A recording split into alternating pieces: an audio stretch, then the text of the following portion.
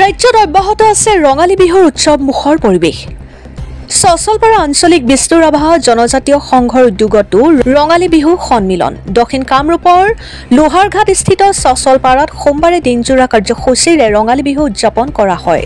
পুৱাৰ ভাগত বিহুৰ পতাকা উত্তোলন, খেল ধেমালি, বগেজাৰী নৃত্য, কবিতা আবৃত্তি, আকস্মিক বক্তৃতা, কুইজ আৰু নিশাৰ মঞ্চত নৃত্য প্ৰতিযোগিতাৰ আয়োজন কৰে।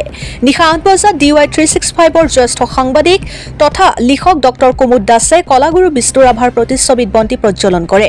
সাংস্কৃতিক মঞ্চ মুকলি কৰে পলাশবাৰী সমষ্টিৰ বিধায়ক হেমাংগ ঠাকুৰীয়ে। বন্তি প্ৰজ্বলন কৰে ৰাভা হাছং স্বায়ত্তশাসিত পৰিষদৰ চান্দুবি সমষ্টিৰ সাধাৰণ সদস্য কমলেশ্বৰ ৰাভাই। লগতে মঞ্চত উপস্থিত থকা বিশিষ্ট ব্যক্তিসকলৰ দ্বাৰা 2025 বৰ্ষৰ হাইস্কুল শিক্ষান্ত পৰীক্ষাত সুখ্যাতিৰে উত্তীৰ্ণ হোৱা ছাত্ৰ ছাত্ৰীসকলক সম্বৰ্ধনা জ্ঞাপন কৰে।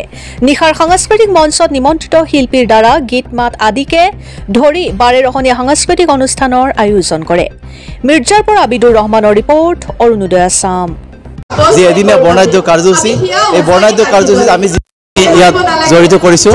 প্ৰথমে আমি উল্লেখ কৰিব লাগিব যে আমাৰ আজিৰ এই অনুষ্ঠানত বিশেষকৈ DY 365ৰ সন্মানীয় কাৰ্যবাহী সম্পাদক মাননীয় শ্ৰীযুত ডক্টৰ কুমুদ দাস ডাঙৰীয়াদেৱ আমাৰ মাজত আছিলে।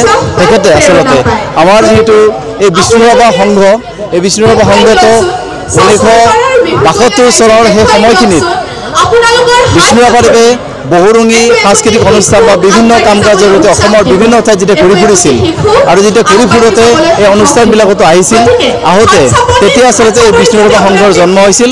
আৰু সেইকাৰণে আমি প্ৰতি বছৰে বিষ্ণু ৰাভাৰ প্ৰতিচ্ছবিত আমি বন্তি প্ৰজ্বলন কৰোঁ। আৰু বন্তি প্ৰজ্বলক হিচাপে আমি ডক্টৰ কুমুদ দাস ছাৰক আমি আমন্ত্ৰণ কৰিছিলোঁ। আৰু এই তেখেতে যি আমন্ত্ৰণ ৰক্ষা কৰিলে আমি সঁচাকৈ ধন্য মানিছোঁ। আৰু আমাৰ মাজত উপস্থিত হৈছিলে পলাশবাৰী সমষ্টিৰ 29 নং পলাশবাৰী সমষ্টিৰ সভাৰ সন্মানীয় বিধায়ক মাননীয় শ্ৰীযুত হেমাংগ ঠাকুৰীয়াৰ দ্বাৰা আজিৰ এই স্বৰ্গীয় বাণেশ্বৰ ৰাভা সৰণি মঞ্চখন আমি মুকলি কৰিছোঁ। গতিকে এই সকলো কাৰ্যসূচী যিসমূহ কাৰ্যসূচী আছে, আমাৰ এই কাৰ্যসূচীত আকৌ আপোনালোকক জনাব বিচাৰিছোঁ যে আমি প্ৰতি বছৰে হাইস্কুল শিক্ষান্ত পৰীক্ষাত যিসকল আমাৰ এই অঞ্চলত চচলপাৰা অঞ্চলৰ বিশেষকৈ যিসকল প্ৰথম বিভাগত উত্তীৰ্ণ হোৱা কৃতি ছাত্ৰ ছাত্ৰী আছে, তেওঁলোককো আমি আচলতে সম্বৰ্ধনা জ্ঞাপন কৰোঁ। আৰু বিবিলি ডক্টৰ কুমুদ দাস ছাৰৰ মই মানুহ হ'ব খোজোঁ এই কিতাপখন আমি ছাত্ৰ ছাত্ৰীসকলক আমি প্ৰদান কৰিছোঁ। এই কথাখিনি কৈছোঁ। লগতে আজিৰ যি বৰ্ণাঢ্য কাৰ্যসূচী আছে, এই বৰ্ণাঢ্য কাৰ্যসূচীত সকলোৰে উপস্থিতি আৰু সহযোগিতা আমি আন্তৰিকতাৰে কামনা কৰিছোঁ। অশেষ ধন্যবাদ জনাইছোঁ।